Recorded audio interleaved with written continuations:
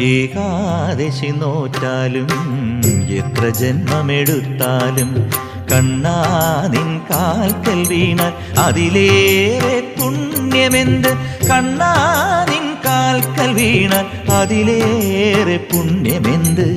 ഏകാദശി നോറ്റാലും എത്ര ജന്മമെടുത്താലും കണ്ണാ നിൻ കാൽക്കൽ വീണാൽ അതിലേറെ പുണ്യമെന്ത്? കണ്ണാ നിൻ കാൽക്കൽ വീണാൽ അതിലേറെ പുണ്യമെന്ത്?